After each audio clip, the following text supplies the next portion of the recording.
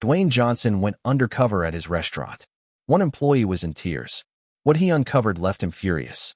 Dwayne Johnson had it all: fame, money, and a name the whole world knew. From just one small restaurant, his dream had grown into a chain spread all over America. People thought he was just a movie star who owned some restaurants. But to Dwayne, it was much more than that. It was his pride, his legacy. Yet, there was one thing that kept him awake at night. What was really happening inside his restaurants when he wasn't there? He knew numbers could lie.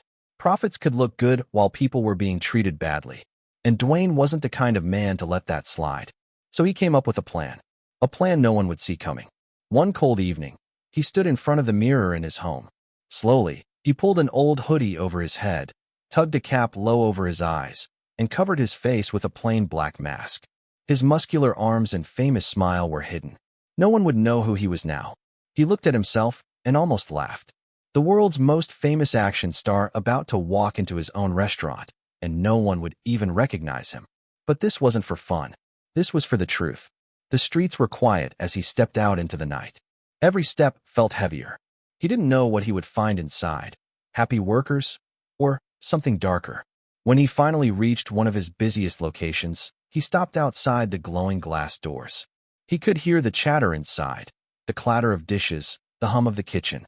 But he also noticed something strange, a tense feeling in the air, like a storm waiting to break. Taking a deep breath, Dwayne pushed the door open. The boss had just entered the building. But nobody knew.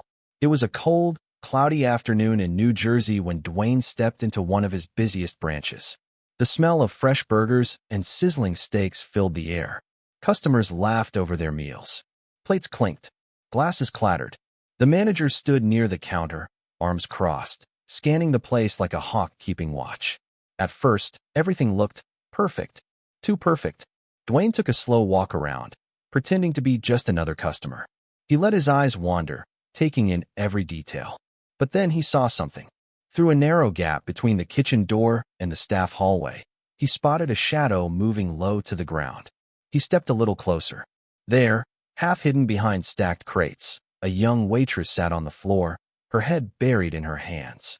Her shoulders shook. She was crying. Beside her, another worker, a woman named Maria, knelt down, speaking softly, like she was trying to calm a frightened child. The sound was faint, but Dwayne's ears caught every word. He pulled out his phone, holding it up like he was scrolling, but really, he was listening. The crying waitress's voice trembled as she spoke. "What choice do I have?" she whispered, her words breaking.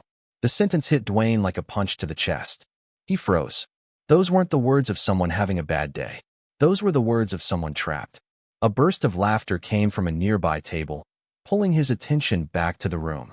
But in that hallway, the air felt heavy, like all the happiness in the building had drained away. Dwayne's jaw tightened. Something was very wrong here, and he wasn't going to leave until he found out what. Dwayne sat quietly at a small table near the wall, his eyes scanning the room as he pretended to study the menu. When Maria finally came over, her hands were clasped tightly around her notepad, her smile small and tired. He looked up at her, lowering his voice. "Is everything okay here?" The question seemed to hang in the air. Maria froze for a second, just a second, but it was enough for Dwayne to notice. Her eyes flicked toward the kitchen door, then toward the far corner of the room where the manager stood, arms crossed, watching. Her lips pressed together. She gave him a smile, but it was the kind that didn't reach her eyes. "Well, we do our best," she whispered, almost too soft to hear. Before she could say more, a shadow fell across the table. The manager. He moved quietly, but his presence was loud. Sharp eyes, stiff shoulders, a tight jaw that looked ready to snap. "Everything okay here?" he asked, his voice calm but cold, like the question was more of a warning than a courtesy. Maria straightened so fast, it was like someone had pulled a string in her back. "Yes, sir," she said quickly, her voice suddenly flat and professional. "Just taking his order."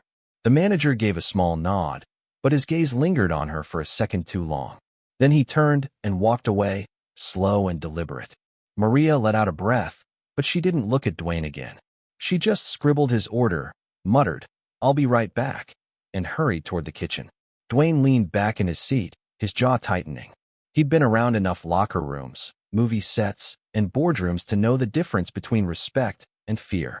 And in this place, fear was the one in charge. That night, Dwayne came back.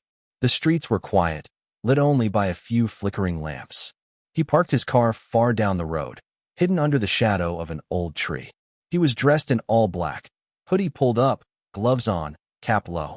He moved like a shadow, silent and steady, until he reached the back of the restaurant. One small window near the kitchen had been left open. With a quiet breath, he pulled himself through. Inside, the air was thick with the smell of grease and tension. The kitchen lights flickered softly, casting long, shaky shadows across the walls. Then he heard it. The manager's voice, sharp, cold, dripping with cruelty.